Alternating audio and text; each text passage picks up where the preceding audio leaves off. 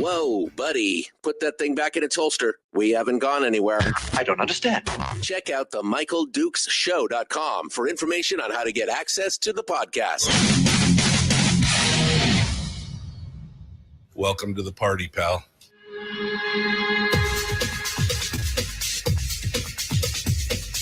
The Michael Dukes Show. The greed and the entitlement is astounding to me. What more could you want from a low-budget radio program? This is a dumpster fire. That was just BS. It is time to get a new perspective. We know just what you need, and we've got just the cure. Open wide and prepare for a steaming hot cup of freedom. I just don't fathom it. The Michael Dukes Show, streaming live across the world. Live around the world on the internet at MichaelDukesShow.com and across the state of Alaska on this your favorite radio station and or FM translator. Good morning, my pretties and your little dogs too. It is the Thursday edition of the Michael Dukes Show. Hi, how are you? Are you ready? You ready to dive in to this beautiful, beautiful day? Yes.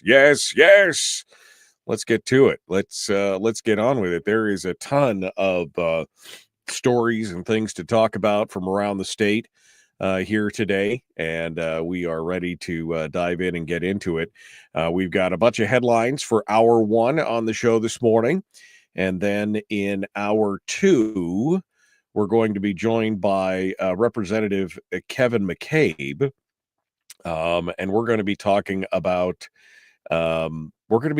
about public safety across the state, both in the organized and in the unorganized areas of the state, and how this is going to be an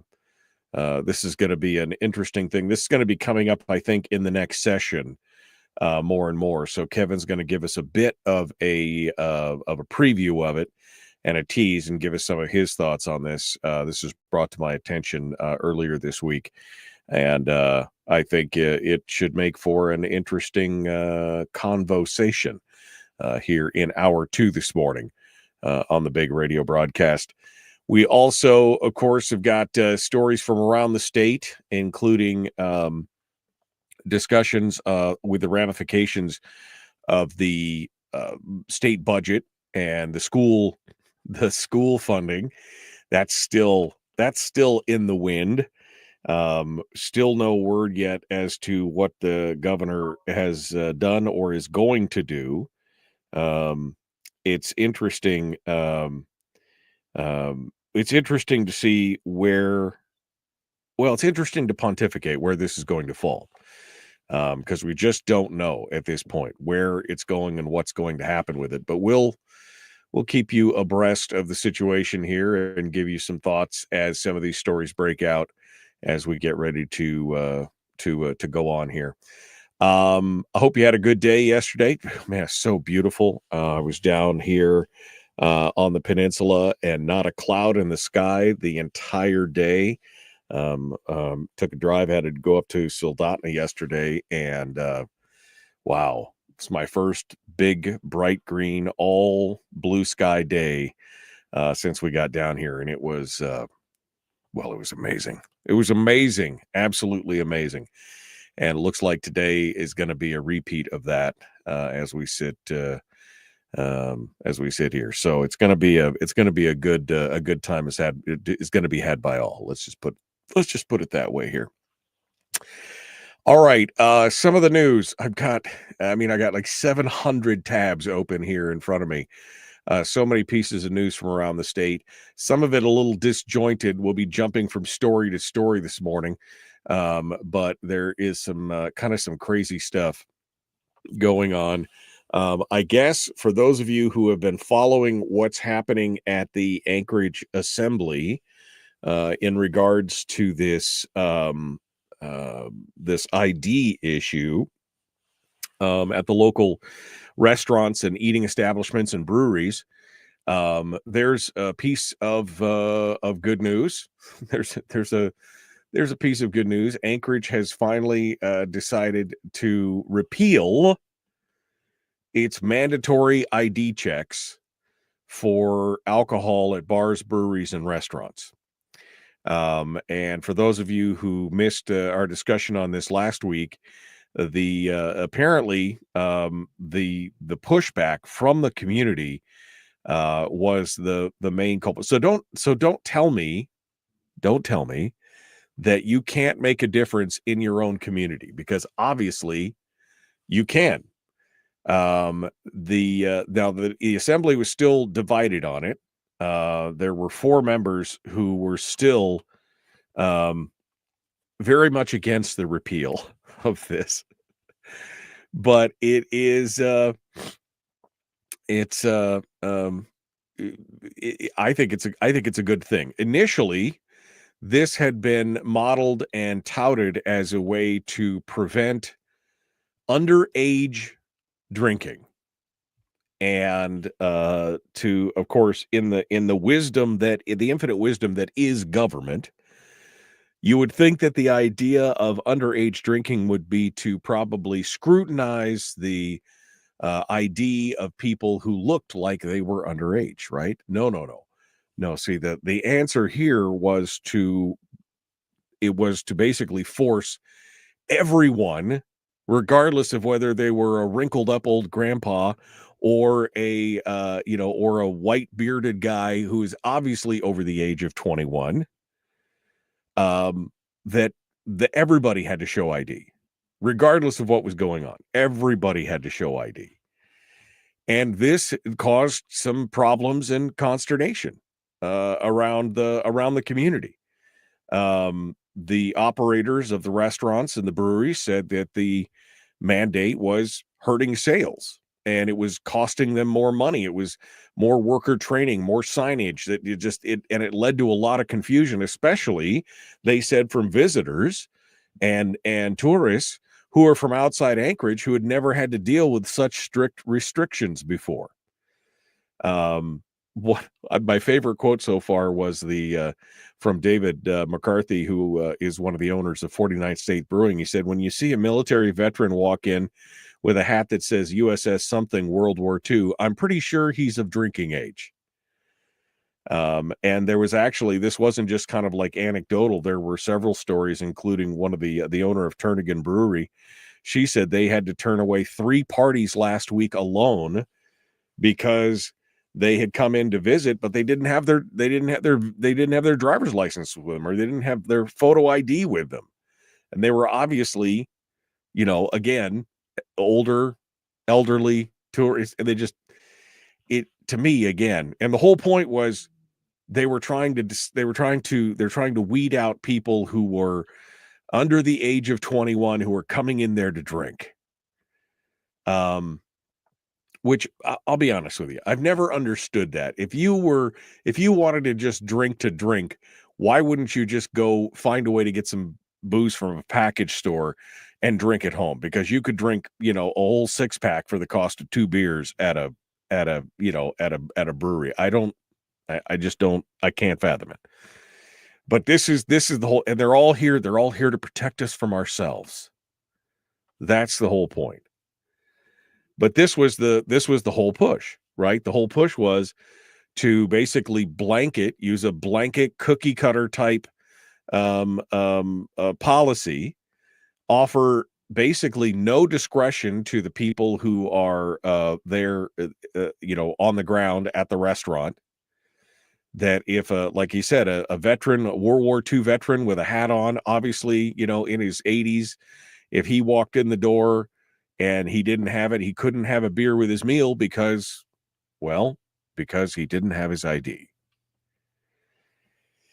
So the pushback on this, though, was interesting. And the commentary from the folks who, and this just kind of goes to show you the mentality, I think, again, remember, we've talked about in the past how we don't have necessarily a Republican problem or a Democratic problem. I mean, they're kind of all part of the problem. But what you have is you have a bigger government problem versus a small government problem.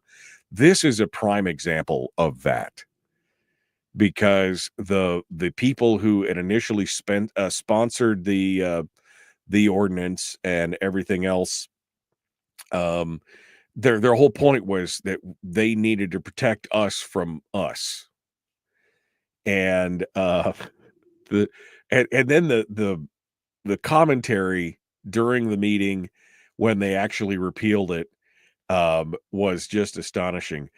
Kara Bronga said in a text to the ADN, "The cost of alcohol in our community is too great to do nothing, and I am ashamed and offended that the 7 seconds that it takes to pull out an ID from your wallet is perceived as punishment.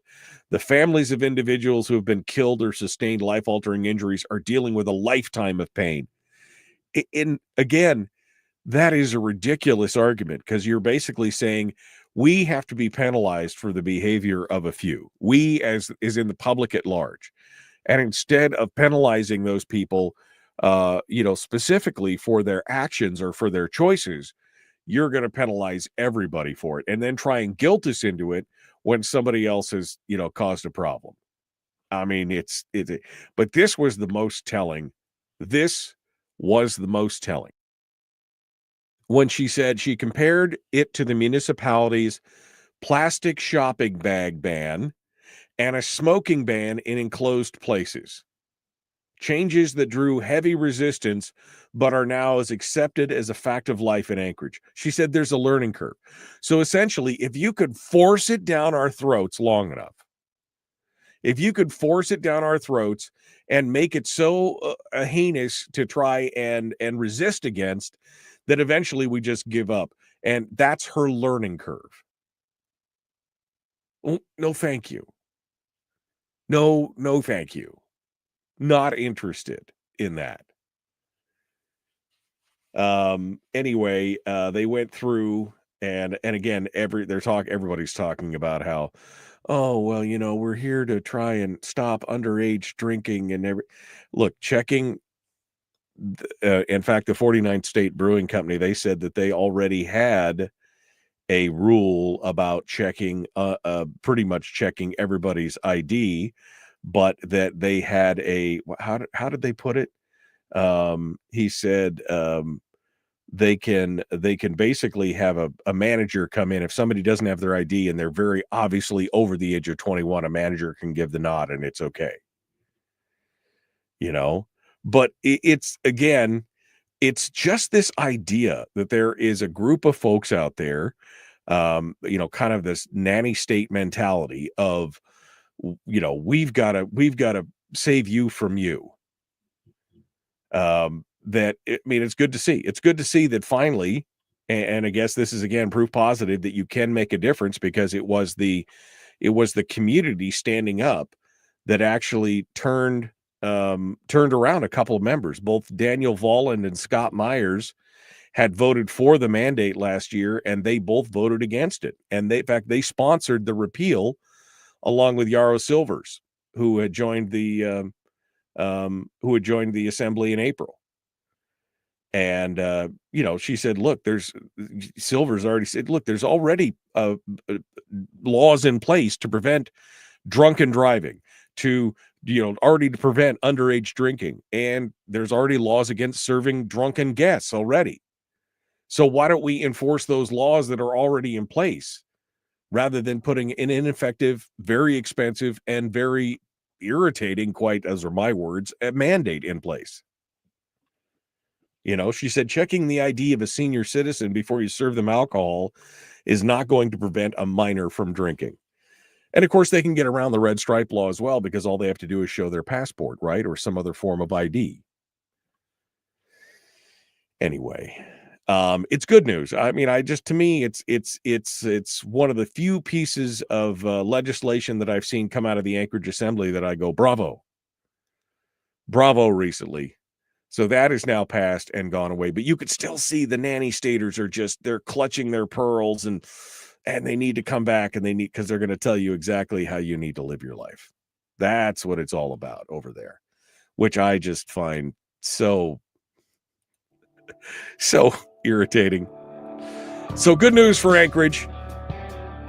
Up next, we've got some stuff that's happening tonight in Fairbanks at the Borough Assembly we're going to talk about, plus some of the latest down here on the KPB as well.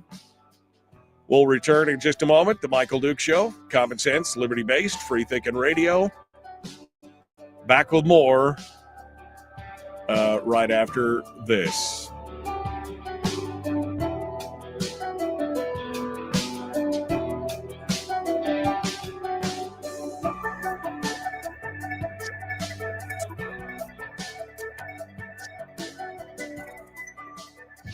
If you missed the show, you can listen to it on your time with Dukes On Demand. Oh, and it's free. Like America used to be. Streaming live every weekday morning on Facebook Live and MichaelDukesShow.com.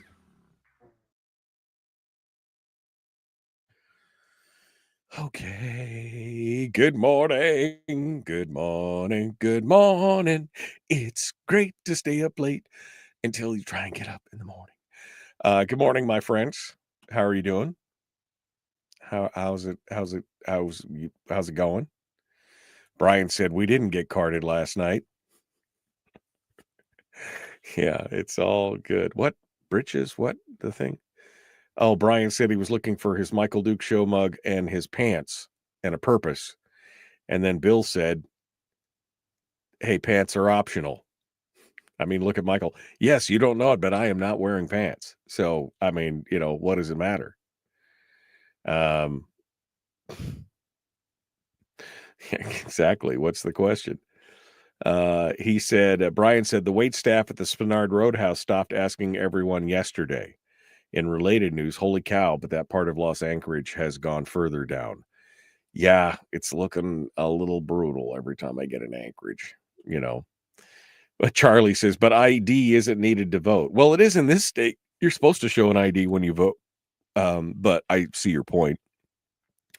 Same people want to argue that there doesn't have to be ID to vote, but we have to ID to, we have to ID to be able to have a beer with our meal.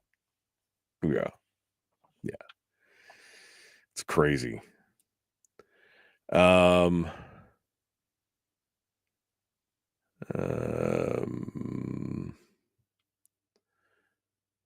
right. Believe it or not, it's illegal to be intoxicated in a bar in Alaska, says Great. I know, right? There's already a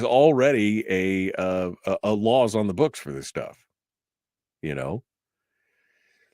Another Bluebird Day.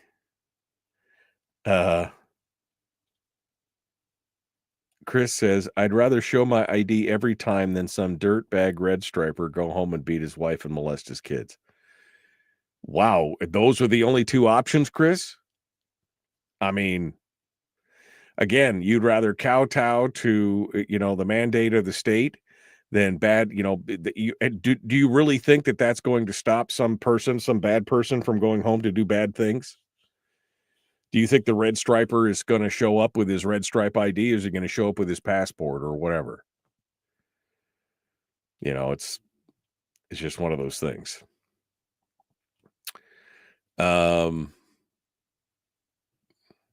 Bars and clubs, can't think of a more waste of time.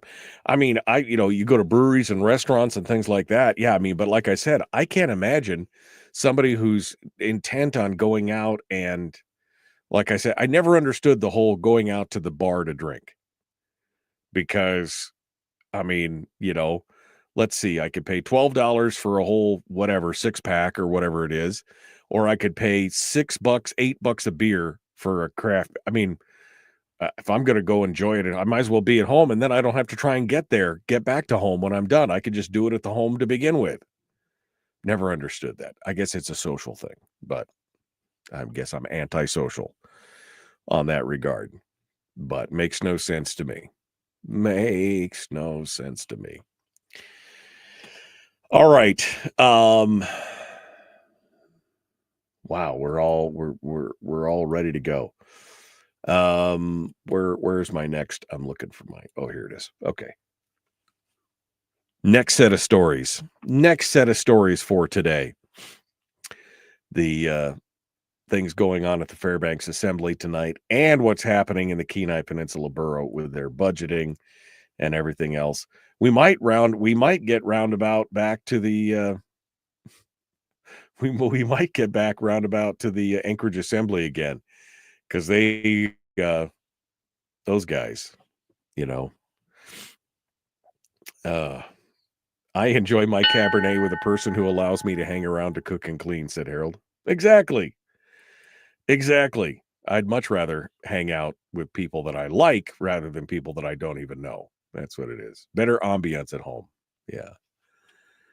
All right. Oh, it's a better ambiance than home, says Brian. Sorry. You may have a problem there, buddy. I'm just saying. You can't people watch from home. I agree with that. But anyway. All right, let's get back to it. Here we go. The Michael Duke Show. Common sense, liberty based, free thinking radio. Like, share, subscribe, ring the bell. Let's do it. The Michael Duke Show. Not your daddy. Wait, sorry.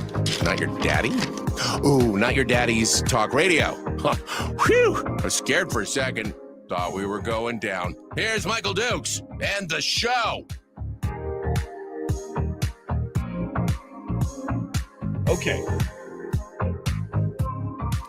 Dang, that was loud. Okay. All right. Let's get back to it. Some of the stories from around the state. I want to talk about the new Spaceport. I mean, that just feels cool to say, doesn't it? That just is when you're like, yeah, I want to talk about the new Spaceport. I mean, that's not something that as a kid I would have thought would be an actual word in the lexicon of average non-science fiction readers, right? But yeah, we're going to be talking about a new Spaceport here in just a bit. And that's kind of exciting, right? You know, it's kind of exciting to see what's going on over there. But before we get to that, let's get over to what's happening in Fairbanks tonight. Must Read's got the story for two different pieces of legislation that are going to be going through the Fairbanks Assembly. Two ordinances up for public testimony. I don't know if they're going to be actually voted on tonight. More than likely, they probably will be. But the first one is Ordinance 10, 2025-10. And that is reforming absentee voting. Now, this has got some interesting components to it, including the prohibition of exclusive vote-by-mail elections. So they wouldn't be doing the things that they're doing down in Anchorage, where everything now is vote-by-mail, which has got, you know, a lot of people are concerned and nervous about security and everything. I mean, I think there's definitely some potential there. I've walked into the post office down there in Anchorage and seen the absentee ballots laying all over the place where people got ballots in their mailbox that they didn't want. So, I mean, I would, you know, I'm a little concerned about that. I mean, that's not anecdotal. I've actually seen it with my own eyeballs. But the proposed ordinance would make several changes to the borough's absentee voting process. At first, it would require that all absentee ballots be received by the day of the election, rather than up to a week afterwards, as is currently allowed. And I would agree. If you know you're going to be gone and you've got to have an absentee ballot and you have requested an absentee ballot, then you've obviously have enough forethought and planning to know that you could make, as soon as you get it, you mail it in. I think that having the ballot there by the same day that everybody else is doing it is not a bad idea. So, I mean, I'm okay with that. Because most of the absentee ballots in the borough are submitted via in-person early voting. The shift in the deadline and through email, the shift in deadline would not meaningfully suppress voter turnout, is the argument from the proponents of it. But it would help bolster the integrity of the electoral process by ensuring a more timely and secure voter turnout. Again, this kind of flies in the opposite fate. We were just talking in the commercial break with the chat room, where somebody mentioned, yeah, you know, you had to get carded, even if you were obviously over 21, you had to get carded to have a beer with your meal. But, you know, you didn't have to show ID to vote. Now, in the state of Alaska, you do have to show ID to vote. But I understood the the premise of what he was trying to say. These same people who were advocating that you had to kowtow to the government to show them that you were eligible to be able to drink a beer would be aghast if they were given the option that, that you had to show ID to vote. This is the same kind of crew. This is the same kind of mentality. Two different dichotomous thoughts being held in the brain at the same time. So yeah, it makes sense. Having a little bit of election integrity and security, not a bad thing. Again, the ordinance would also prohibit exclusively vote by mail elections, thereby preserving the in-person early voting and traditional polling place voting options. And then the final provision on the ordinance would require that voters not only sign their absentee ballot envelopes, but also print their names clearly alongside their signature. And they said that change would assist election officials in verifying the ballots, as some signatures alone can be difficult to decipher, which I can see that. My signature is definitely not one that you could probably, unless you knew who, unless you watched me write it and knew my name, it would definitely probably be a little hard to figure out who signed this piece of paper, right? So I could see that. So anyway, that's coming up tonight at the regular borough assembly meeting for public testimony. I'm unsure, and maybe I don't know if Barbara's in the chat room, and she can clarify with me. I'm not sure if it is up to vote tonight or if it's just for public input, but it's happening tonight, 6 p.m. at the Borough Assembly Building. The second ordinance that is up is the Joy Community Center funding. Now, for those of us who are from Fairbanks, Joy used to be Joy Elementary, and it was shut down as an elementary school, and they turned it into a community center. And they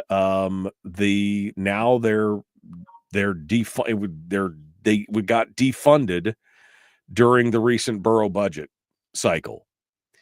And now funding that was previously allocated to the Joy Community Center has been redirected to the school district. So now this is a new proposal to restore the funding to keep the community center open. Now, I don't know how I feel about this. I mean, I'm just like, do we need another community center? I mean, we've got Carlson Center, we've got libraries, we've got all this other stuff. Do we really need one more building to keep open? But I don't know. The building, they said, according to Must Read, requires repairs and ongoing maintenance, raising concerns about the borough's financial capacity to sustain it. Well, we know that the borough has done such a bang-up job with maintaining facilities over the last 25 years, right? I mean, they only have $250 million in deferred maintenance in a community with less than 100,000 people. So they've done such a bang-up job on that over the years. Parks and Rec is apparently advocating to keep the facility open, suggesting the department could move its offices from the Big Dipper Ice Arena to Joy. Well, I mean, you've got the Big Dipper. Why would you move just to justify the building? I'm trying to figure that out. Why would you want to do it? You've already got the Big Dipper.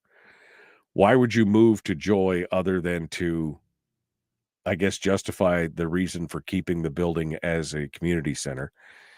Some are warning that maintaining Joy could divert resources and programs from other borough facilities, including the Fairbanks Senior Center. And I guess this is my question. If you're going to shut down someplace, shut down a school for a variety of reasons, and the Joy School is not a very large building. It's not a very big facility. But do you really need it? I guess is the question. Do you really need that facility?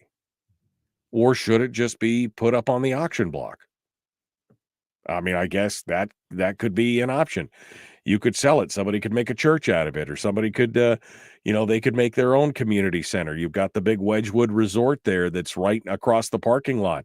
Maybe they would want to buy it as a visitor center for the people that come in and stay. I don't know. But do you really need it? Is the question. So that's coming up tonight. This is another proposal to basically whether or not they want to reinstate the funding to Joy Community Center. And again, this is, well, I mean, I went to Joy. I think it was my kindergarten or my first grade. I went to Joy before we got moved to another school. And I was traumatized by being moved to another school. No, I wasn't. But I mean, it's been around for a while and it's going to require some resources to keep it up. If it's as old as I am, if it feels the same way in the morning that I feel, it's definitely going to require some resources to be kept up. But anyway, those are the two ordinances going on in the Fairbanks area tonight. Then I caught this story out of the Peninsula Clarion talking about the Kenai Peninsula Borough School District, that they have now told library aides, pool managers, and theater technicians that they may not have jobs next year. Now, I was a little surprised. When I discovered that the school district had full-time theater technicians, people who are actually paid to apparently be part of the theater program. Now, there was a story that came out a couple days ago where one of the theater technicians is quoting, say, well, I'm, kind of more like a drama teacher. I'm not just a technician. I'm a drama teacher, but that they have a full-time theater technician good for them, I guess. Good for them. But it's interesting to see, I guess, what all the job descriptions are. And this article in the Clarion goes on to talk about how all of these positions could be eliminated, and because of the funding issues. The triggers would closure the district's pools, the theaters, and some libraries, apparently. The borough recently issued a notice of non-retention to its library aides, theater technicians, and pool managers due to ongoing uncertainty with the state education funding. It goes on to say that those waves of notices follow previous waves of similar notifications to this is what caught my attention. Student success liaisons. That's apparently a position. Migrant tutors, also a position.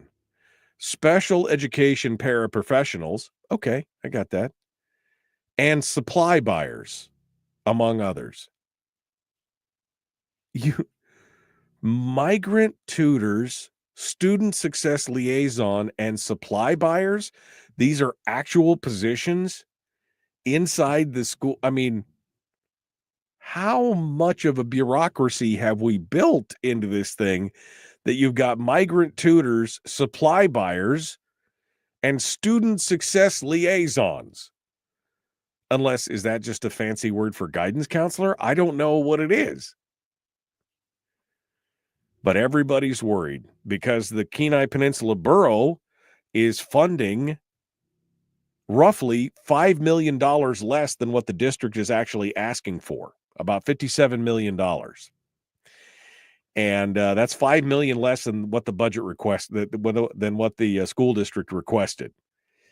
And so things are about to get a little tight at the KPB. So I expect there will be more pink slips that go out here in the near future, or potential warning slips that go out saying you may not be retained.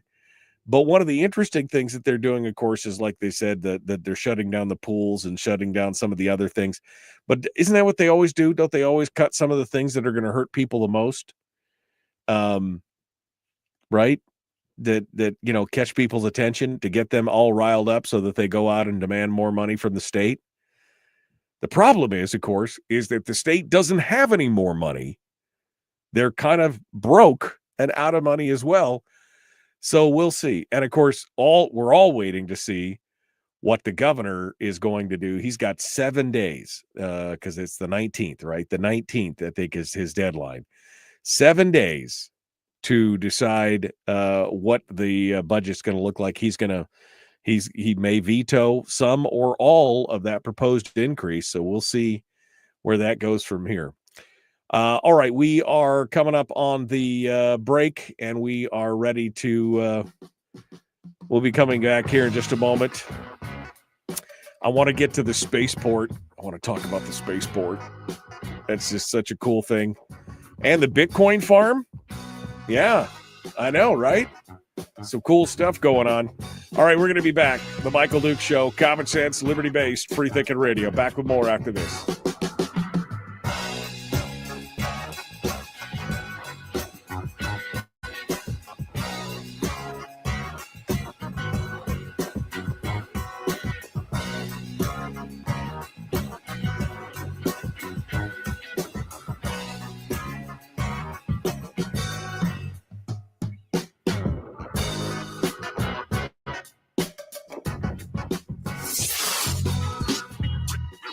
Is that? Common sense. Regularly heard on American radio. Michael Duke Show. Radio. Okay, we're in the break. We are in the break here, ready to go. Henry. Repeatedly posting the same thing is a good way to get yourself blocked from the show, my friend. Please, I don't mind your comments, but when you post the same block of information 3-4 times, you read the room. Okay? If people aren't engaging with your comments, it's because they don't find them engagement worthy. Okay? So please don't post the same thing over and over and over again, because that will get you the ban hammer. All right? Please. Thank you. Joy who? Because everyone wants to jump for joy. Oh, man.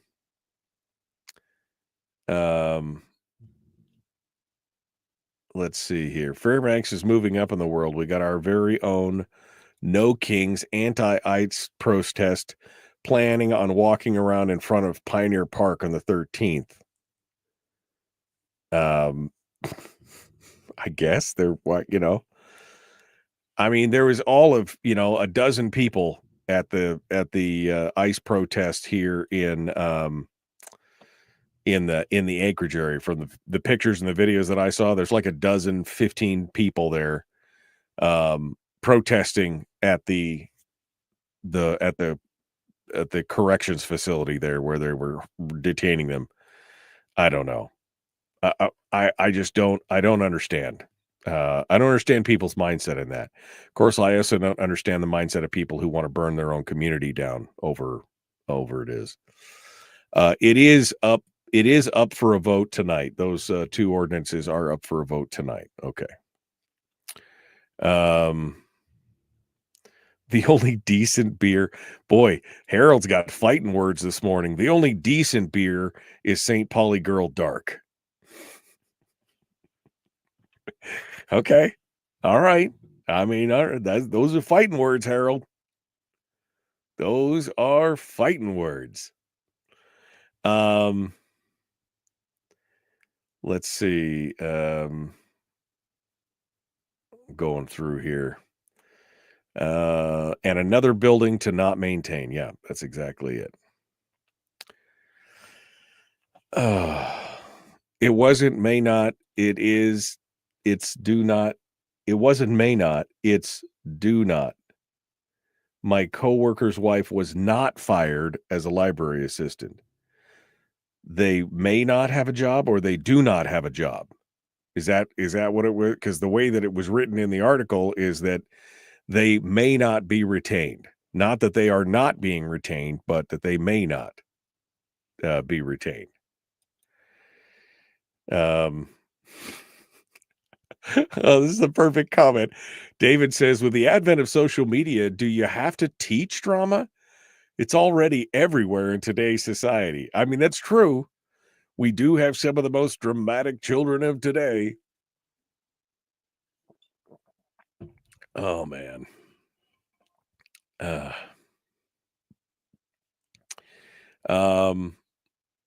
mayor's parents have a tango club that meets at Joy. What? They couldn't they couldn't find another space? That's what it's all about? Is ICE doing raids in Alaska, or is this people just LARPing? Well, they obviously are arresting people. I mean, the guy Poncho, who owned 2 restaurants in Soldotna, got pinged and pulled away, and now he's in Washington State. And then they brought a bunch of folks from outside up to be transported to the Anchorage Correction Center. Apparently, they're looking for more room. Apparently, they're running out of room in the detention centers. Yeah. She does not have a job. Her insurance ends in 30 days just after having emergency surgery. Well, that's interesting because that's not what the article said, that they could be, that those jobs could be reinstated. But we'll see. We'll see.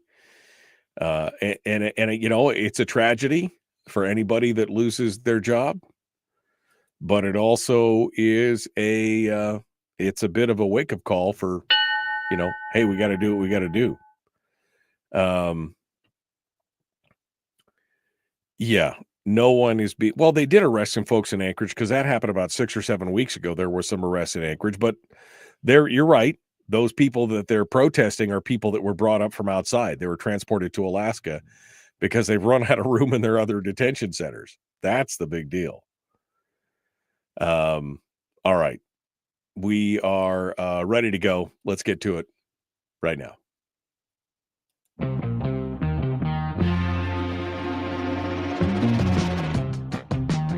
The Michael Duke Show. Seriously humorous with a pinch of intellect. Sorry. That is humorous. Here's Michael Dukes. Okay.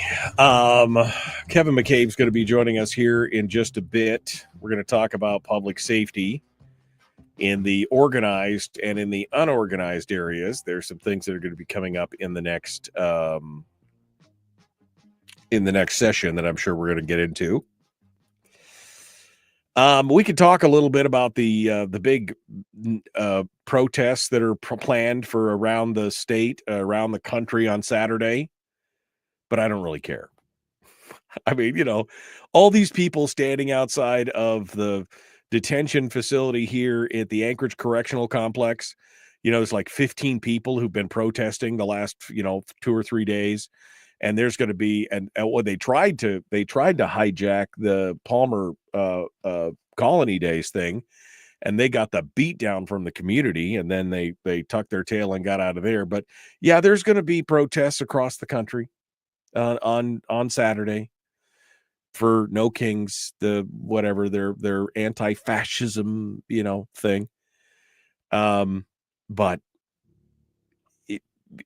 what are you going to do? Nothing. That what different, again, what are we going to do? You're not going to stop it. Let them say what they're going to, let them have their say. Let them run around with their ridiculous signs and everything else, and just let them have their say. That's all I can, that's what I got to say about that. One of the things that I'm kind of excited about, not necessarily because it's an expenditure of more government money. I just like the fact that we're talking about creating another spaceport. The fact that I get to use the word spaceport in a real life conversation is super exciting. We already have the farthest north spaceport in the United States in the Kodiak launch facility, right? That's already the big deal. And they are now talking about adding a second FAA licensed spaceport, this time up in the old stomping grounds of Fairbanks. Now, the Poker Flats Research Station has been launching rockets into the atmosphere since, well, the year I was born, 1969. They've been launching smaller rockets, what they call sounding rockets. But now they are talking about getting it licensed as an actual, what do they call it? Vertical lift. Anyway, it's it's a spaceport, licensed vertical orbital spaceport. And that could mean larger rockets and everything else. Now, it could take up to 2 years for that to take place. They've got to get, they got to beg Uncle Sam for permission to do all these things. The new collaboration agreement doesn't specifically list a licensed spaceport license. The new 5-year collaboration agreement between the UAF Geophysical Institute and the Alaska Aerospace Corporation. But basically, it's a spaceport. That's what they're talking about. Now, I didn't know this, but there are 14 licensed spaceports across the United States. 14 of them. Only Texas, Florida, California, and Virginia have 2 or more in their state, so Alaska would join a very exclusive club of having 2 spaceports. I mean, every time I say that, I'm smiling to myself because it's, the idea of, being able to get out there. Now, interestingly enough, the spaceports are mostly across the more equatorial, right? They're more southern latitude because the launches from a equatorial standpoint are very, very good for setting up primarily an east to west orbit, right? So equatorial launches are good for equatorial rotations and orbits around the planet. If you are looking for a polar orbit where the satellite or whatever rotates around the poles and goes from north to south and north to south versus around the equator, then the polar locations like Fairbanks, like Kodiak, have got are very valuable for rockets who are going into that polar orbit because, well, it produces a stable and good orbital path, and also if the rocket happens to explode or something happens to fall out of space, there's a lot of ocean or there's a lot of empty space, so it doesn't necessarily come down in some populated area. So that's kind of cool. But no word yet on when this is. It's not clear what market that Poker Flats might serve. But we'll see where it goes. I mean, they've got what are they? What the Elon Musk down there in what's it called? Starbase, Texas. They're serving up lots of stuff up there. And potentially maybe this is something that could be an expanding opportunity up here in Alaska. I mean, I think it would be cool to know that I was born not too far. I was raised not too far from the starport up there in the spaceport up there in Fairbanks. I spent time out there by the spaceport when I was growing up. I did. I mean, my folks don't live too far from there. That's kind of a cool thing. So anyway, that's going on. What was the other cool technology? Oh, the Bitcoin thing. Do I have enough time? I do. So they're talking about starting a new Bitcoin mine on the North Slope itself. The new startup company is proposing to build a large Bitcoin mining operation on the slope later this year. The project is from Wasilla-based Stacks Capital Partners and it would be the first of a kind in a state. It wants to create a playbook for sustainable at-scale Bitcoin mining in Alaska. They recently applied for a permit with the state land managers to set up a shipping container-like pods housing natural gas generators and computers on a site about 30 miles south of Prudhoe Bay. The generators would be fueled by the Prudhoe Basin's huge stores of stranded natural gas. And we're not talking about a little bit of power. They would be producing 50 megawatts of power, which is about the same as the Healy coal plant puts out, about 50 megawatts of power. And they would be burning it all up to mine Bitcoin on the internet. I mean, you know, if they're gonna make money, if they're gonna do it, I guess that's how it's going to be. That's going to happen. But I guess that's one use for that stranded natural gas is to be able to spend 50 megawatts of power. And this is how we were talking about yesterday with we mentioned it with Ben Carpenter.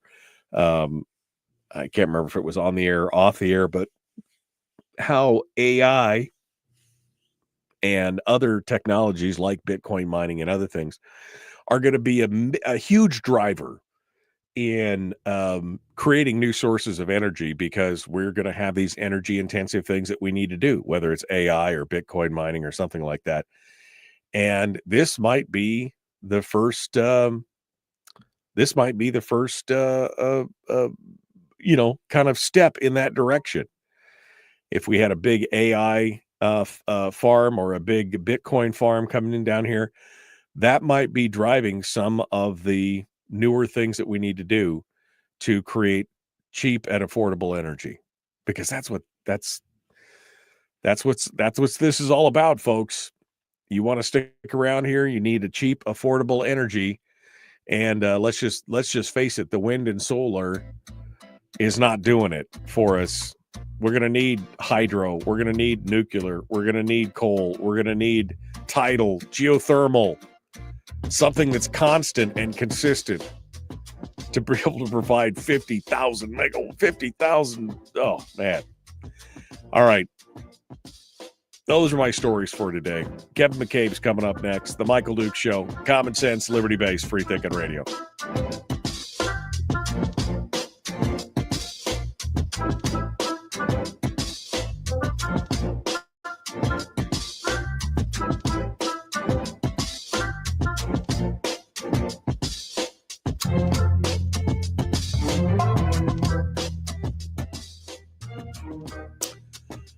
Okay.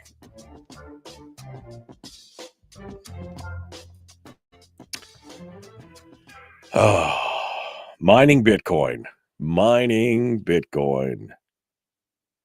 Yeah, I mean, that's kind of it'll be interesting.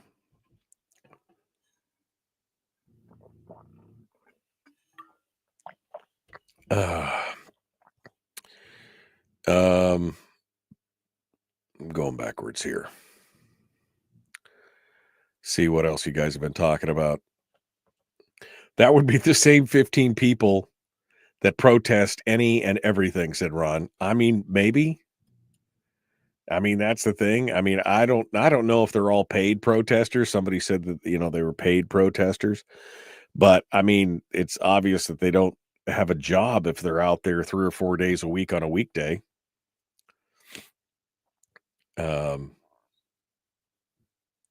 It's one of those things. It's going to be a high of 71 on Saturday. It's going to be glorious, said Cindy. She's always so positive. She's always such a ray of sunshine, that Cindy. Poker Flats already works with NASA a lot. Yeah, no, this would just be kind of a deeper delve on that. How much money does Kodiak lose or contribute to the university? Is this just another jobs program for UAF? Kodiak is a commercial launch complex, and they send satellites and stuff up. I don't know how much work they do with the university. But Kodiak is they're a commercial facility. So that's what they got over there. Let's see if we can keep working the cold. I have a friend who works permitting these. Is it works to permit these? I don't know what that means, Brian, but we'll see. Okay, vending machines don't take bitcoins. I would hope not, because a single bitcoin's worth like what, $58,000 or something. That'd be one hell of a vending machine. Be one hell of a vending machine. What's coming out of here? Solid gold. I don't know, whatever it is, but it better be solid gold for sure. Okay. Well, I'm caught up. I see Kevin is in the down in the green room. Let's bring him up and over here and see what he has to say.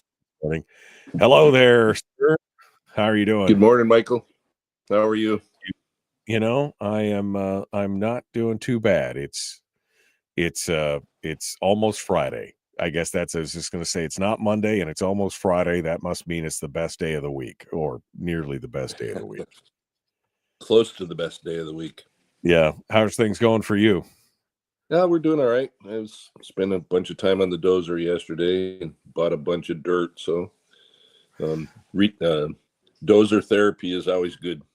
Dozer therapy is just don't name it Killdozer. That's all I'm saying. Just don't name it Killdozer. That's it. All right. Well, let's we're gonna get to you here in just a second, and we'll get started to talk about public safety in organized and unorganized areas. And one of the things you're saying that this is something that's probably going to be coming up in the next session that we're going to need to be paying attention to, right? Yeah, I think so. It's they snuck it into the budget this time. It wasn't in any budget until the very last CS that came out of the Senate, and then they didn't talk about it at all. They just put the intent language in there, which we've seen before, and we've seen the various legislators, whether from Fairbanks or Anchorage, try to beat up on the Mat-Su and say we need to have our own police force, and now they're adding in other boroughs, the Kenai Peninsula borough, and that sort of thing. So, well, that's an interesting thing. I don't know if Fairbanks have much room to talk. They've got two police departments there, Fairbanks and North Pole, and then the rest of the area is covered by the troopers. So I don't know why they would be pointing the finger at the Mat-Su, since you guys have got Houston and Wasilla and Palmer police, and then their own thing. I don't know why anybody was pointing the fingers, but we could talk about that here as we go through here. Kevin McCabe is our guest. We'll be right back to him here. I'm gonna pull him back into the green room, and we'll be ready to go.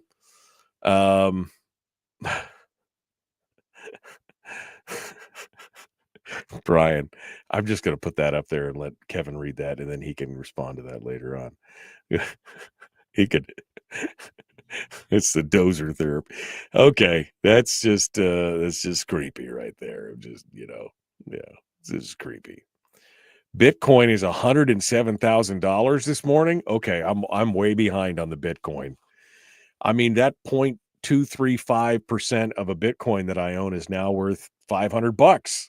Apparently, that was the $5 worth of Bitcoin that I got 10 years ago is now worth $500. Good deal. Now, if I had only put $1,000 in there, right, that would have been a whole different deal. Coulda, shoulda, woulda. That's all. Thank you, Chris, for giving us the heads up on that. For power on our Bitcoin farming scam, I say it again: thorium salt reactors. I'm with you. Why aren't we talking about this more? Why isn't more people you want to solve the energy crisis? You want to solve the crisis of renewable energies and powers? Why aren't we talking about thorium salt reactors, nuclear batteries? Why aren't we talking about bigger deeper hydro projects. Why aren't we talking about things that deliver that kind of stuff long term? I think it's a good question. All right, here we go.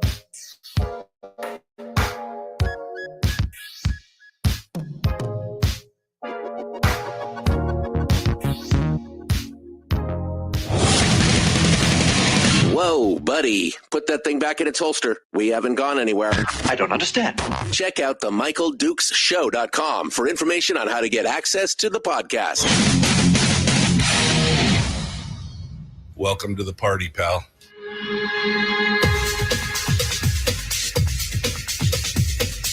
The Michael Dukes Show. The greed and the entitlement is astounding to me.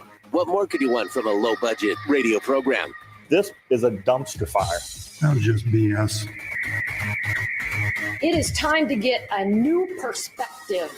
We know just what you need, and we've got just the cure. Open wide and prepare for a steaming hot cup of freedom. I just don't fathom it. The Michael Dukes Show, streaming live across the world. Live around the world on the internet at MichaelDukesShow.com and across the great state of Alaska on this, your favorite radio station and or FM translator. Good morning, my friends, and welcome to the big radio broadcast for today. It is Thursday, and we are ready to, we're about ready to rock and roll and get into this here. We've got some discussions coming up. We just finished up with some crazy headlines from around the state. It was a lot of fun. If you missed it, you can go back and listen to it on our podcast, which is available wherever you find podcasts. Yeah, you know it. Wherever you find podcasts, you can go out there and check it out. Meanwhile, we're in hour 2 this morning. We're going to be jumping into it with Kevin McCabe. I lost Kevin, and now I forgot Kevin. Now I've got 2 Kevins in the green room here, so I'm not sure which one we're going to be talking to here. But in a second, we're going to be talking with Kevin McCabe, who is going to give us some of his thoughts on some of the interesting stuff that's going on down at the very tail end of this last budget, and what does it mean for the future session. We're going to be talking about public safety and some other things as well. So we're going to jump into it here in just a hot second with Kevin McCabe. If we can get this thing squared away here. Let's get to it. We'll go over here and see what he has to say. Good morning, Kevin. Can you hear me? No, I lost him. It just dropped off. Oh no. We tested this during the break and everything. It was one of those things. What are you going to do? Let's see if we can. Oh, there he is. He just popped back into the chat room here, or back into the green room. So let's pull him back up and get things started. Kevin McCabe, our guest here on the program. Good morning, my friend. How's life in Big Lake? Oh, just peachy. It looks like a beautiful day today. The sun's shining. The solar panels are cooking. So might even be able to do a little bit of battery maintenance today with the off of the solar panels instead of using the generator. So okay. All right. Well, there you go. Yeah. I mean, that's life off the grid, right? I mean, life at 40 below. This is what we got going on here. All right. Well, Kevin, I want to get into this here, and your internet is kind of flashing a little bit here. So maybe if we get to too tough a connection, we can jump onto the phone. But let's start here talking about something that was kind of snuck into the budget at the very end of this. And you've got an article that's coming out in Must Read Alaska to talk about this. But we want to talk about public safety funds. And we know that the Mat-Su has been asking for additional trooper coverage because, again, it's the largest municipality in the state, right? It's the largest borough in the state, population-wise and everything. But they've been struggling to try and cover everything with the troopers, and they've kind of gotten the short shrift on this. But there was some language put into the end of the bill this last year at the very tail end, quietly, some intent language. Why don't we talk about that and see, give us your thoughts on this as we go forward. Yeah, so right at the end, the last CS that came out of the Senate, we'd been discussing troopers, particularly the Talkeetna trooper post. And right at the end, the CS came out with some intent language that said it's the intent of the legislature to direct public safety funds to areas of the state that do not have the tax base to provide needed policing services to their communities. The DPS safety executives are urged to meet, or the Department of Public Safety executives are urged to meet with officials from these organized non-unified boroughs in the state: Kenai Peninsula, Fairbanks, North Star, and Matsu, who do not currently offer adequate local public safety services, and encourage them to take the steps necessary to police their respective boroughs rather than relying on the state to provide those services. And then the DPS is supposed to submit a full report to the legislature. So this has been the mantra, frankly, of a lot of the Anchorage folks for years, is they don't like the idea that we are using the troopers and they have to pay through their city taxes for a city police force.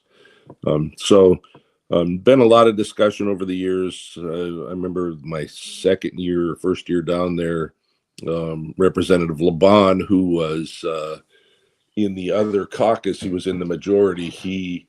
And on the conference committee for the budget, he cut 7 trooper positions that had made it all the way through that were designated for the Matsu. In fact, I think it was the same year that the PFD sort of debacle happened with the concurrence budget coming from the Senate. So that sort of demonstrates to us, it should demonstrate to us how bad the conference committee is. But in any case, so this was a long discussion throughout the session on this budget. And frankly, Representative Josephson and I had a discussion about the Talkeetna trooper post, and he said, I'm committed to making sure that Talkeetna post is open. It was $1.8 million. Remember, I don't know if you remember all the way back when Bill Walker cut the Talkeetna post out of the budget to save money, and we've been struggling to get it back in ever since then. So Josephson said he was committed to putting the Talkeetna trooper post back in there, and then when it came down to it, he was the deciding vote to take it out. I listened to the whole thing, and instead they put $13.2 million into Anchorage behavioral health. So Right. It would seem to me that $1.8 million in Talkeetna would be good for Talkeetna over the Valley mental health, right? So Right. Well, and I think what most people don't understand is most people don't understand the mechanics of how political subdivisions work in the state. The municipality of Anchorage is a first-class borough, meaning that the city and the borough are unified. They are a single entity, and they have all the major powers that any city would have, all wrapped up into one single borough. Now, Fairbanks, Matsu, Kenai borough, they are all second-class boroughs, meaning they don't have police powers, right? That was how the people in those areas set them up. They had limited powers. Like an example, Fairbanks, they don't have road powers. They have limited road service area powers, but they don't have road powers. They don't have to take care of roads, which is good for the community because they don't have to then have a whole other department to stand up and take care of roads. Same thing with the police. They don't have to have a police or a sheriff's department to do those things. They're covered by the Fairbanks Police and the North Pole Police. In the Matsu, it's, the Houston Police, it's the city of Houston and the city of Wasilla and the city of Palmer all have police departments, but everything outside of that is covered by the troopers because these are huge, large geographic areas, and the amount of money you would have to spend to try and stand up a whole nother police department on top of that would be significant at that point. Yeah, and it's huge actually, and when you consider I mean, the trooper, how are we going to train them? So we would need a training academy. We would need at least the same level of troopers that we have now. So we need to immediately train 50-ish or 57 that are in the Matsu. And the troopers have said if we put sheriffs in there, or if we put some sort of law enforcement in there, the troopers will remove the commensurate number of troopers. I mean, that's what makes sense as well, because that's the whole reason we would do this, right? So it's a little daunting, if you ask me, to consider the amount of money that it would take for the borough to stand up a police force. And this kind of I've been mulling this article over for a while in this whole piece, and then I had a discussion with Mayor DeVries the other night at the Big Lake Community Council, and she is adamant that this just wouldn't work for the borough. In fact, it would bring us right up to the mill rate tax cap. We'd be at 20 mills almost immediately, and still not have enough money to do what we need to do to establish any kind of sheriffs. So it's Right. in the Matsu especially, it's significant. This is really the first time that I've seen this intent language be directed at boroughs other than the Matsu. So maybe now we'll get some allies to work towards doing what we should do, which is run the troopers properly. Well, in this state, we can't have we can't have a sheriff's department in this state. Sheriffs are a constitutional mandate. Those are elected offices, and the founders and framers of the state constitution intentionally created boroughs instead of counties, because counties, generally speaking, have those police powers and boroughs don't. That was an intent on the part of the framers. I talked to Vic Fisher about that about 15 years ago during an interview with him, because I was always curious, why don't we have sheriffs? And that was an intentional move by the framers not to do that, because they wanted to have the troopers to be able to step in there and do that, and they didn't want to have another political office that would be there. So this is a very difficult thing. I mean, Anchorage can want all they want, but again, Anchorage and Juneau are very close geographic areas that have, their coverage of their police departments can cover their very small geographic area versus, every place else is, 10, 15, 20 times the same area. It just is not feasible to be able to stand up a police department and still make it affordable in those areas. Right. And it's Anchorage, Juneau, and Sitka as well. And, the average law enforcement nationwide is 2.4 sworn officers per 1,000 inhabitants. And I think we in the Matsu are at like, what is it, 0.58 per, it's an incredible number difference. And, it has to do with our geographic, as you said, we're the size of West Virginia, I think 52,000 square miles. So it's something that the Anchorage folks don't understand. They drive through the Wasilla and they think that that's the Matsu, but they don't understand it goes all the way out to Sutton, all the way up to to Summit, just outside of Cantwell. So it's a big geographic area, and it's got a lot of rural roads and rural areas. Point McKenzie, way out in the boonies out there. There's lots of them in my district for sure. And they see when they drive through the valley is Wasilla, or they might see Palmer if they're going up into the Copper River Basin or something, but they don't see the rest of it, and that's the struggle I think that we face. Yeah, no, and again, Fairbanks faces the same thing with its geographic size. The Kenai is, monstrous as well, to have to go all the way through there. And if you had to create, a police force to stand up and cover all those areas to bring it up to the national average of, 2 point something officers per 1,000 people, it would break the bank. It would be an expensive proposition versus what we've got right now at the state level with the troopers. Right. And you may have, if you've listened to my floor speeches, you've heard me say this a dozen times, but I cannot think of a worse entity on the planet to manage our police force, our state police force, than the Alaska State Legislature. Maybe we should just get out of the way and let the Colonel Cockrell, the head of the DPS and this or AST, let them manage the state troopers based on where their need is, instead of all this politics and having to put PCNs here and remove PCNs there based on the political landscape at the time.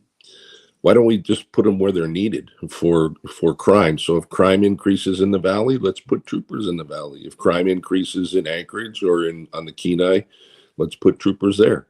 I mean, to me, that makes sense. We just need to get out of our own way and stop playing politics with the troopers. Kevin McCabe is our guest. We're going to continue with him here in just a moment. Don't go anywhere. The Michael Dukes Show continues. Your home for common sense, liberty-based, free-thinking radio. We'll return with more right after this. Don't go anywhere.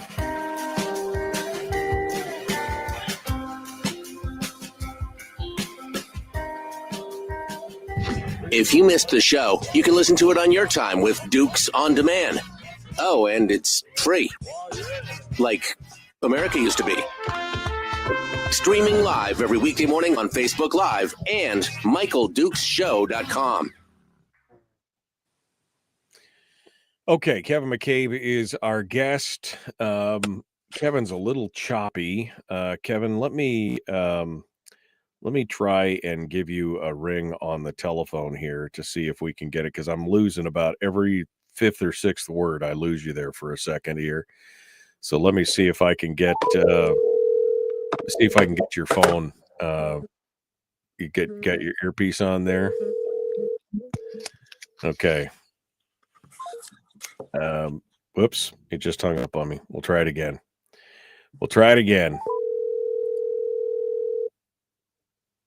Okay. There, how about that? Yeah, I can hear you now. Can you hear me? Yep. Okay. All right. I just muted you, but for some reason I could still hear myself coming through. Let me clear that. There we go. Okay. All right.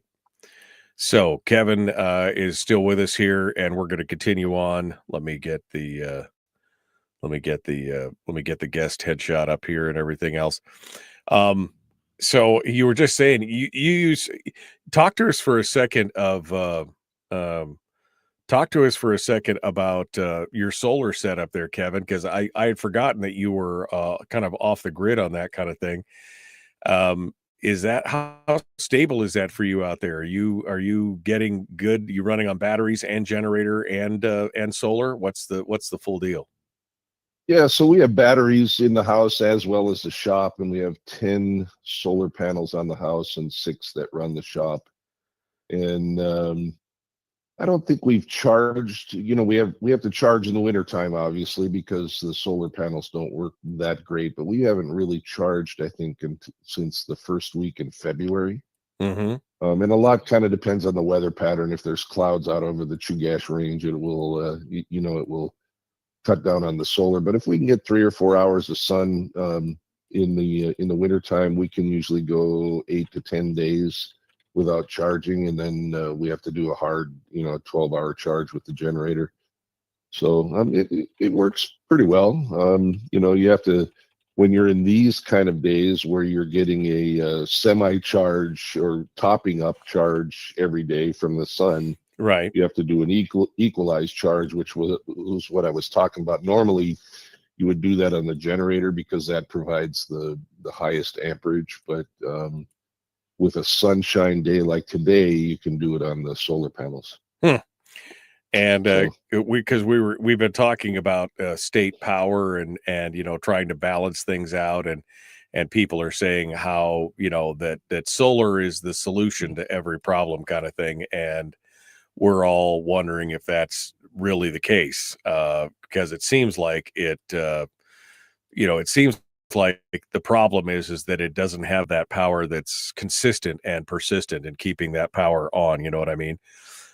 Where it's steady and gun. We need the coal, we need the gas, we need the hydro, we need the nuclear to give it that good baseline power before we start throwing an idea of how solar and wind are going to save the day, so to speak. Right. Well, solar can be effective. Well, first, it's effective for me because my wonderful wife will go out if I'm not here and sweep off the solar panels, sweep the snow off them so that they will actually charge in the wintertime. But think of the solar panels as a way to create a storage system out of natural gas. So if we can power things in the summertime with the solar panels, that's less natural gas that we use in the summertime. Now, of course, we don't use much natural gas in the summer, but which is why the solar panels are not as effective as people might think to doing that. There's better ways to do it.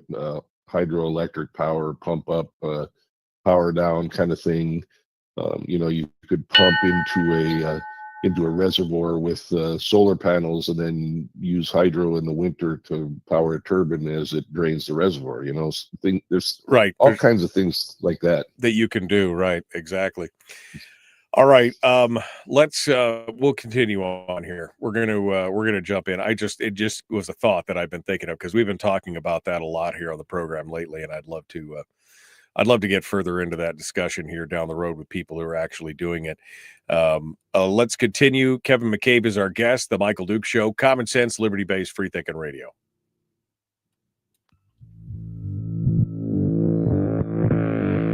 Public enema number one. Oh, wait, sorry. Public enemy number one, which makes more sense.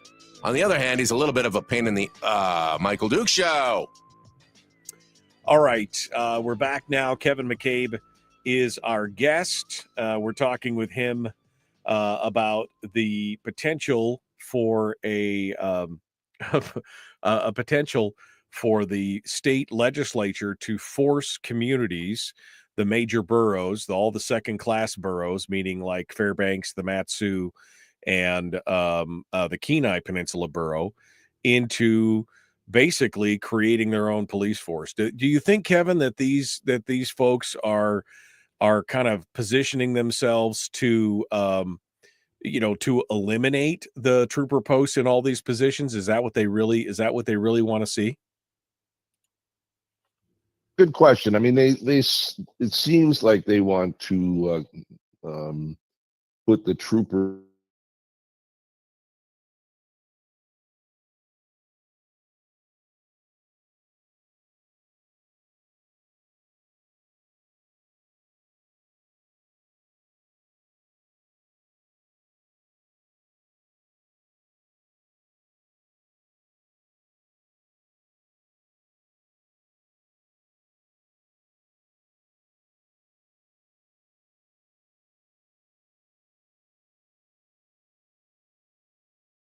in all the to fund VPSOs in various towns like Talkeetna, Trapper Creek, that sort of thing. And it was very roundly criticized because I think that the Bush folks, the villages and the native villages thought that the VPSO program was essentially their program, and they didn't want to co-opt it by putting VPSOs on the road system. Although there are a couple of villages on the road system that have VPSOs, so there's got to be a better way of doing this. The VPSOs could fulfill what the legislative intent is in putting law enforcement into the unorganized borough that cannot fund its own law enforcement. If we could get past this whole paradigm of the VPSOs only belong to off the grid or off the road system villages. So how do we do that? That's a really good question. I mean, that seems a little foolhardy to say, well, this should only be applicable to places that are off the. I mean, if it's again, if it is a smaller community that wants to try and get help, I mean, I don't understand why there's a rivalry in those regards. If it's about public safety and it's about keeping people safe, shouldn't we be funding this for all the areas that it is? I mean, that's one of the mandates in the Constitution, right? Right, and that's we fight that all the time. I mean, if it's public safety, public health, village safe water is a classic example. It's designed for villages. Well, Talkeetna would seem to be a village. They have a water issue. They need safe water, but I can't for the life of me get everybody to understand that the Village Safe Water Act is meant for road system villages. It's a program that's only meant apparently for villages off the road system and out in the bush. So I don't know why we fight that. What's good for one Alaskan should be good for another Alaskan. And same within the public safety, bringing it back to public safety, it's the same thing. It's exactly the same thing. Right. Well, So- now you've said this intent language was inserted into this last committee substitute of the budget, right? CS, the last CS from the conference committee, had this language inserted into it. It didn't have any monies, didn't have anything else. So what exactly does the intent language do?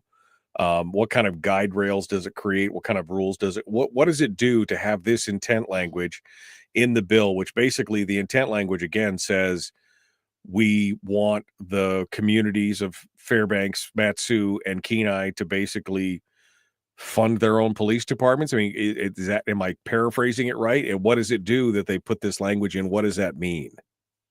Yeah, so a lot depends on the commissioner. If the commissioner decides to give it credibility and do something about it, he has to produce a report, and of course he'll be leaning on the various boroughs, the borough governments, to come up with the numbers that he needs for that report, crime statistics and that sort of thing. Although a lot of that they have at their fingertips, but and then he's supposed to produce a report to the legislature. Now that's intent. That's the legislature's intent, and sometimes that just gets ignored.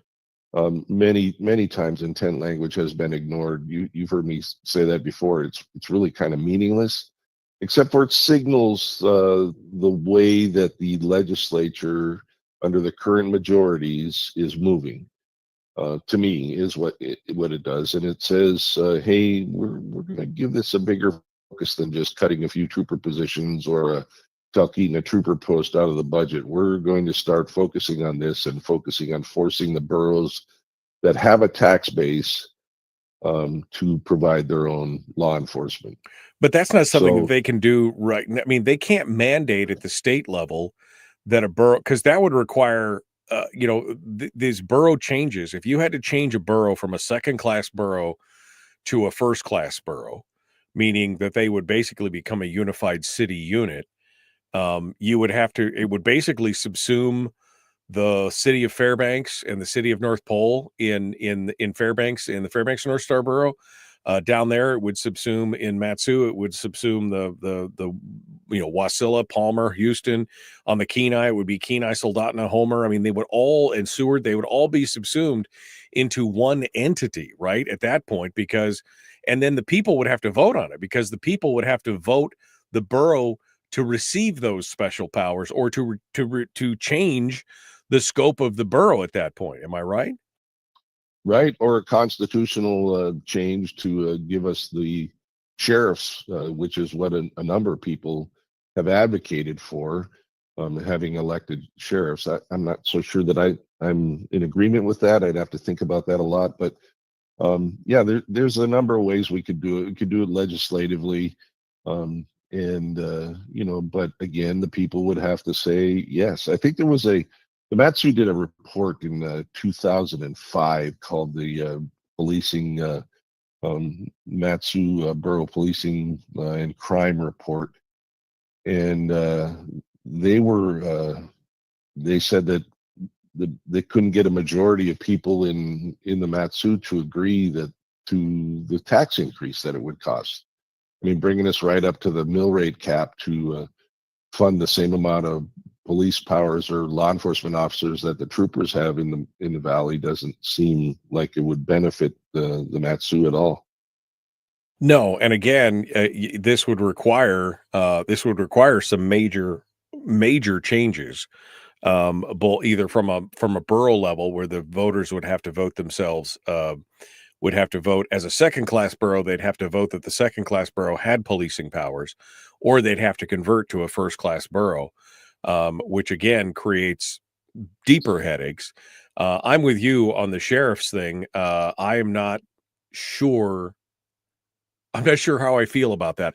I'm not sure that I would be a fan of having a sheriff's department in in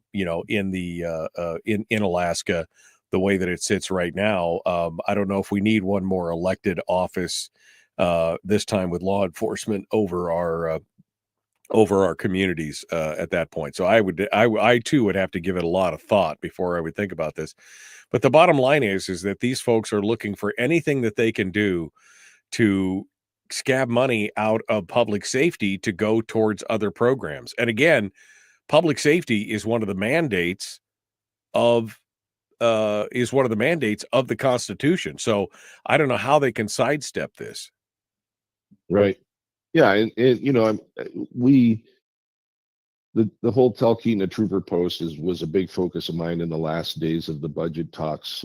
Commissioner Cockrell basically begged the Senate and the House in the finance committees, please don't make this a political football.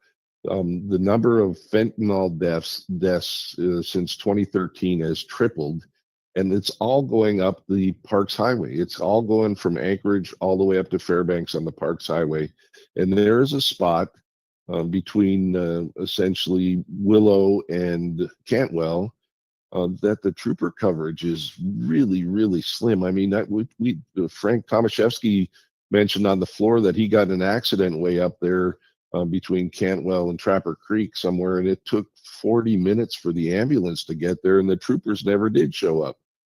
So there's a significant corridor that requires some public safety presence between Willow and Cantwell, and we just don't have it. And our population's moving north. That corridor is getting more and more use out of it, including tourists, and we just don't have the infrastructure up north to cover it. And I thought it was a mistake when Governor Walker cut that trooper post, and it's a mistake not to put it back in. Yeah. So well, I'm concerned. I mean, the language, although it has no force and authority, I'm concerned that it's showing us the mindset and the direction that this legislative leadership kind of wants to take us. And to me, that's a kind of a troubling thing. I mean, troopers should be at the tippity top of the funding model. If you're looking at that, I mean, infrastructure, public safety, education, those are the three things that the state constitution mandates. And all those things should be at the tippy top. And it seems like it's getting pushed further and further down the priority list. 100%. And Commissioner Cockrell and I had a conversation. There was a couple things in the trooper budget, one of which is an updated airplane that they need, and it's been in the budget for a couple years, and it's $6 million or something like that. It's IFR fast Pilatus turboprop. And so when all this came about and when all this discussion was going on, I called Commissioner Cockrell and I said, look, they're probably going to cut one of these out, the airplane or the Talkeetna post. Which would be your preference? And without hesitation, within a second, he said, cut the airplane. I need Talkeetna. And to me, that's a commissioner that has prioritized public safety, and he knows exactly what he needs and where he needs it. And it's just frustrating that the legislature funded some social programs and stuff mostly directed at Anchorage, and they couldn't see fit to fund this trooper post. So I guess part of the good news on this language, this intent language, is that it is putting it back kind of in Cockrell's lap, right? I mean, he's the one that has to make the recommendations. Am I reading that right based on what you're saying right now? Sure, and I'm hopeful that all the boroughs will sort of get together, the three boroughs that are mentioned in there, and come up with some forceful language to help him send a clear message to the legislature that exactly what you said. It's our constitutional requirement as a legislature to fund public safety, and using it as a political football and it's just wrong. Well, not that stopped them at this point. I mean, we can look at the capital budget right now and see that that they're not following constitutional mandates as it sits right now. Just as they've gotten used to ignoring statutory mandates, now they're moving on to constitutional mandates. So I don't know why this would change anything else for them at this point. But we'll have to see. Kevin McCabe is our guest. We got one final segment dead ahead. We're going to continue here in just a moment. Don't go anywhere. The Michael Dukes Show. Common sense, liberty-based, free-thinking radio. We return. Kevin McCabe, our guest, right after this. Don't go anywhere.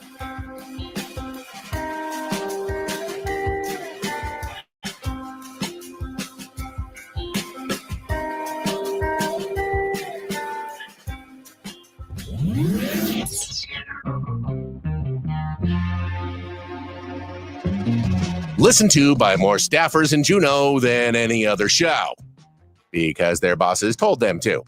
And after what they just heard, oh man, they're going to be pissed. You're a bad, bad man. The Michael Dukes Show.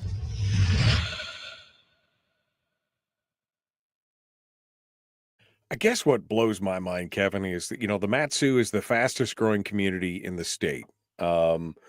I think for a lot of reasons, which we could get into here, but I mean, whether it's the political landscape or the relative closeness to Anchorage, the cost of living. I mean, there's a lot of reasons why. When I first moved down to the Mat-Su 10, 11 years ago, I was just shocked at the differences in the community, in the environment, how much.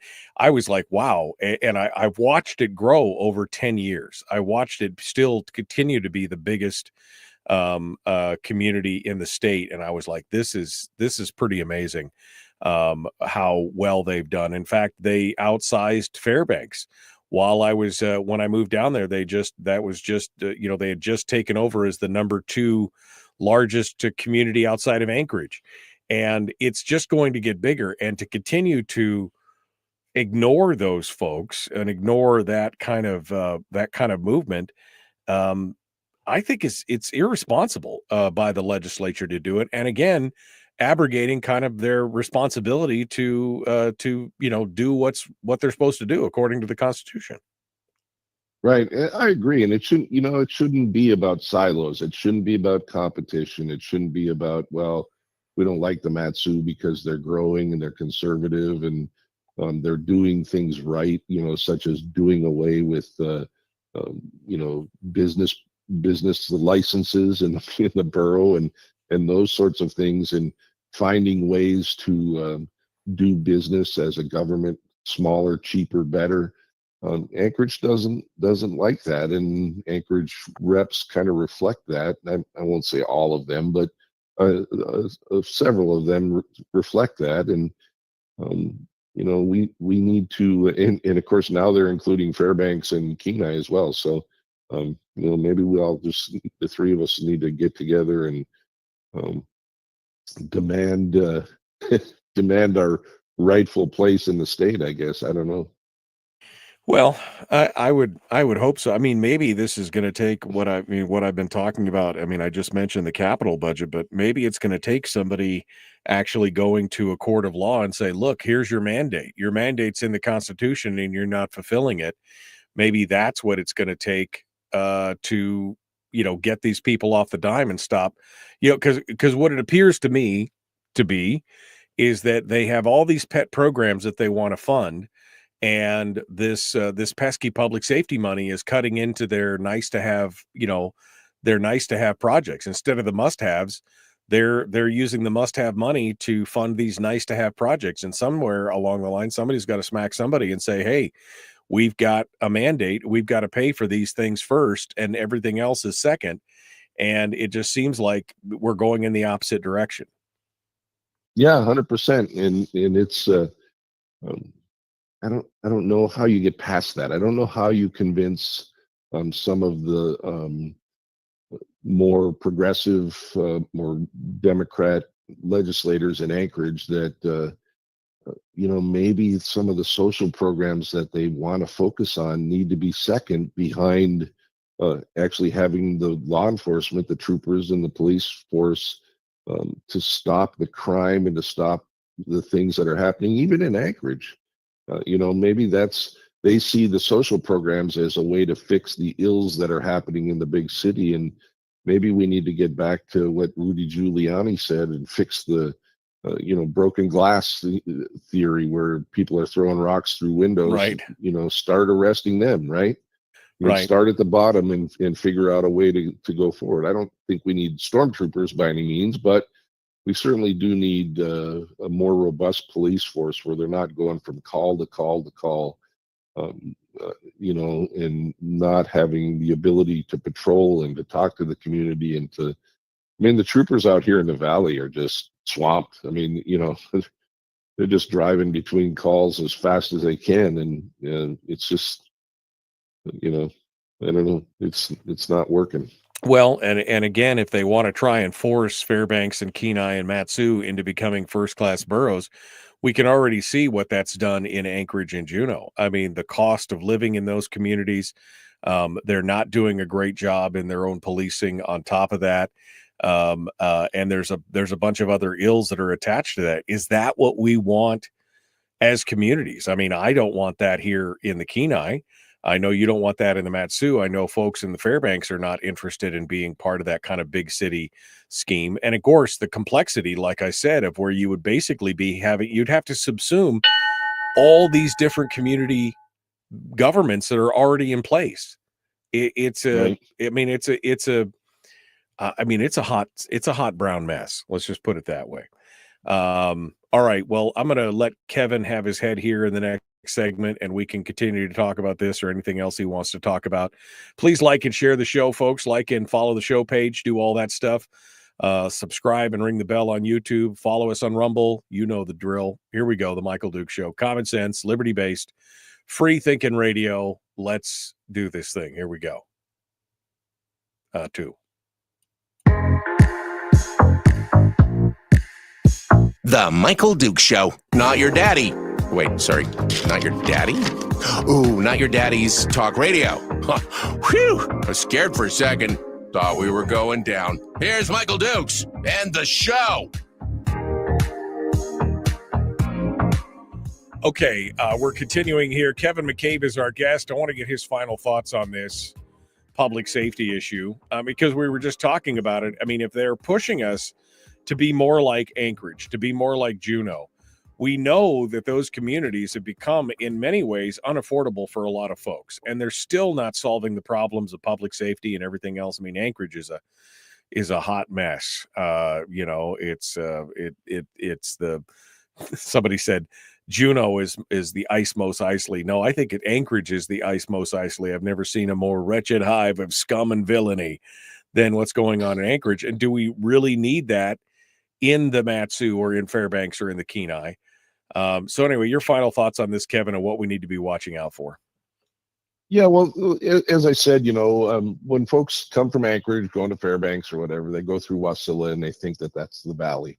That's not really the valley. But I will tell you that, the cities, Wasilla and Palmer, between the two of them, have 44 officers, which is above the national average of 2.4 per 1,000 people. It's actually 2.63 officers per 1,000 people. So part of the reason they have done that is because they have a memo of understandings, or, I oftentimes see a Willow police car all the way out here in Big Lake helping the troopers out. And so they have these agreements and these mutual aid agreements. And so I believe that Wasilla and Palmer, even inadvertently, or have sort of plussed up their law enforcement capabilities above the national average to help out the troopers. So I think that we are doing what Fairbanks is doing as well. Fairbanks has Fairbanks, North Pole, they have the airport police. So we do have local police departments that cover, I think there's 16,000, almost 17,000 inhabitants in Palmer and Wasilla. And we have 44 total police officers in those two cities that cover them. So we are doing what we can in the core areas to provide police powers. And people need to understand that Wasilla and Palmer are not even a small fraction of the Matsu borough. And so the Matsu borough is pretty urban, and I don't think that the tax base can do what the legislature wants us to do. Rural. It's pretty rural, right? I mean, that's yeah. I said urban, right? Yeah, you said sorry. urban. It's pretty rural. Yeah, I mean, really, you go Right. through the corridor down the highway. Sure, that's what people see, but what you don't see, I mean, that's just a fraction. I mean, like you said, 20,000 people, 30,000 people in the two different cities and communities, but there's another 90,000 people outside of that, right, who are living out in the hinterlands. And so the Right. idea that somehow you can create a police force, I mean, just figure if it was two for every 1,000, I mean, you'd have to put a 200 person police force out there to make all that work. It's, I mean, that's a pretty good chunk of folks, not to mention all the equipment and everything else. I don't know how you would sustain that financially. Right. And if you talk about the fairness part of it, the data that I have from the troopers, Detachment C covers Aniak, Bethel, Dillingham, Immonik, Iliamna, King Salmon, bunch of the sort of larger villages. And there are 60 troopers in Detachment C, which is one trooper for every 758 residents. So, it would seem that the troopers, yes, if you consider the how spread out they are and how widespread the villages are and how much area they have to cover and where they have to go, it's definitely not enough. But if you just consider residents, the number of residents, then it would seem that the villages without a tax base to support their own law enforcement do have enough trooper coverage. So I'm not sure why this legislative intent language was so important to be inserted in the budget. All right, Kevin. So That's where do we go from here on this? I mean, we've seen the intent language. We don't really know where it's going, what's happening with it. So what's next steps? What do we do as a populace? And how do we pay attention to this? Yeah, well, I think maybe this report is the right way. Maybe this report from Commissioner Cockrell will then will start us down a path of having an honest conversation about how law enforcement in Alaska needs to change. But I will tell you that one of the major things that needs to happen is the legislature is going to have to do exactly what you said, and we're going to have to fulfill our constitutional requirements to provide public safety for the citizens of Alaska. That's all there is to it. So that involves the Talkeetna trooper post. That might involve trooper posts in other bigger villages, or plussing up the village, or the really rural, unincorporated borough troopers in places where there is crime that needs to be resolved. I'm not so sure. I know that Commissioner Cockrell has hundreds of ideas. He just doesn't have the funding and support from the legislature to do it. Right. So, And again, being a constitutional mandate, I would think that this would be high on the priority list, but unfortunately, it seems to be continue to be an afterthought when it should be one of the primary things that we should be focusing on, which is unfortunate. All right. Well, we're hoping that you'll keep us abreast of this, Kevin. You'll keep us informed. You got your article coming out. Maybe this will get some attention and get more folks involved and invested in this. Yeah, 100%. And again, we need to put politics aside. We need to put our districts aside. We need to put the silos aside, and we need to have an honest, unemotional conversation on what it's going to take to provide the proper, public safety for Alaskans, for all Alaskans. And that's unfortunately in Juneau, it's personalities and silos, and we just need to get past that. We're down to the last 4 minutes or so, Kevin. So what's going on in the interim, in the off season for you here? What is anything you're focusing on? You're just answering questions. You're just trying to get caught up around the house. What's going on? Yeah, well, the Governor's Sustainable Energy Conference was fabulous. It was a real kick to meet Secretary Bergram and Wright, as well as the administrator Zeldin, and to talk to them about waters of the United States and 404 primacy and EPA regulations on wetlands. I didn't know until Administrator Zeldin brought it up that almost 80% of the wetlands in the United States are in Alaska. And, you know, the restrictions on wetlands and all that kind of stuff have changed due to the Sackett Supreme Court decision. But I also didn't realize that the entire North Slope was designated as a wetland. It's like, really? I've been up there, and it's not a lot of wet. I mean, not a lot of wet going on. Yeah, so those kinds of things were really, really interesting. I know there's some naysayers in the conference and that sort of thing, but man, just getting a chance to see those guys and talk to those guys. Governor Dunleavy did a great job with the panel with those three and having a discussion, and we made national news. Alaska did, the fact that they were up here, all three of them together, having a discussion on Alaska and a focus on Alaska, and I think it's good for us. The only barrier I see is the body that I currently belong to. The legislature is, you know, they'll get in the way somehow, and that's very, very frustrating. I don't know how we can stop that, but you know, we have an opportunity in the next 2 to 4 years to do some great things in Alaska, and I'm hopeful that the legislature can get out of the way of it. What do you foresee coming up into this next session? Obviously, there's going to be some big things that are coming out. What do you foresee being the big topics coming up into this next session in January? Well, defined benefits is certainly on the on the cusp of going somewhere and doing something. So you know, we're going to have a real honest, again, conversation with the correct numbers to figure out if defined benefits is the way to go. My mindset is that it isn't, because I still believe that it's golden handcuffs, that it handcuffs our great state workers in the years when they don't need to be handcuffed, you know, into their retirement years. And again, I can't think of a worse group on the planet to manage my retirement than the state legislature, and I would rather do it myself, frankly. But you know, they have some ideas that bear looking at, and I can't be emotional, just like I don't want them to be emotional about it. I want to focus on the hard numbers and find a path forward. So I think maybe we need a third party to look at it.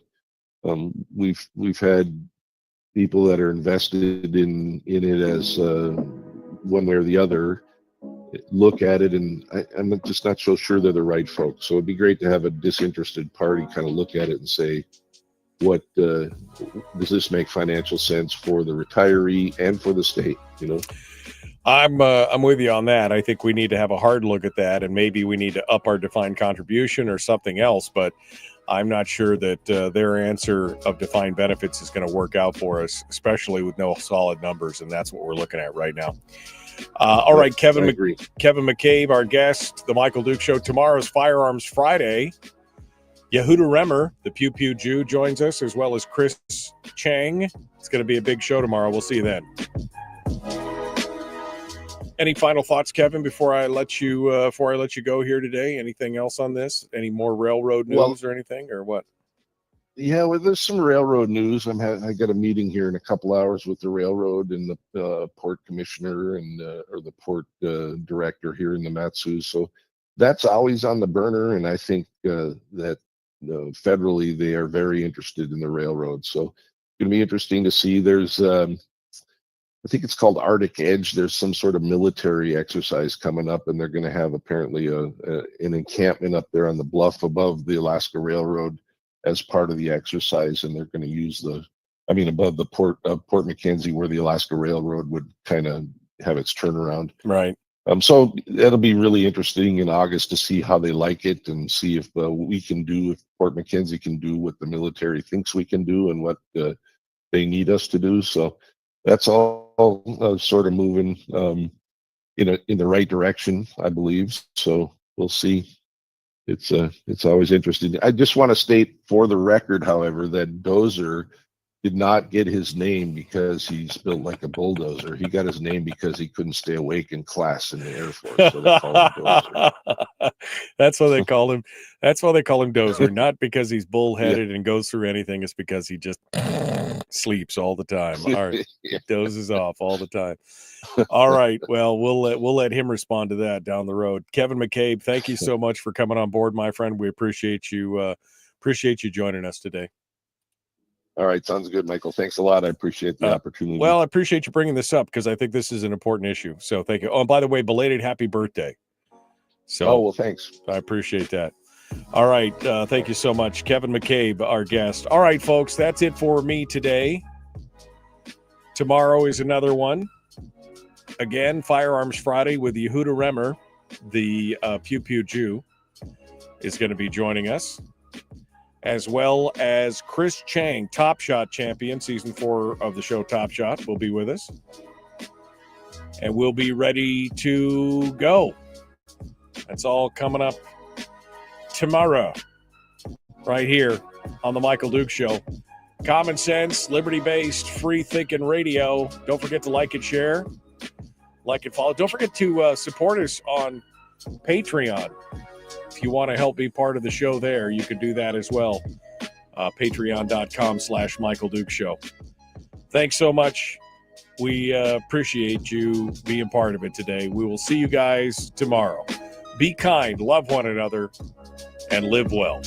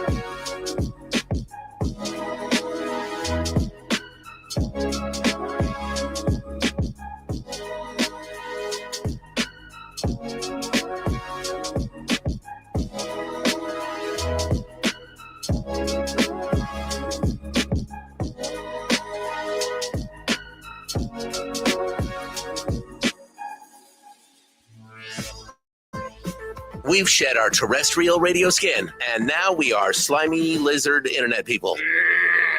It's the Michael Duke Show.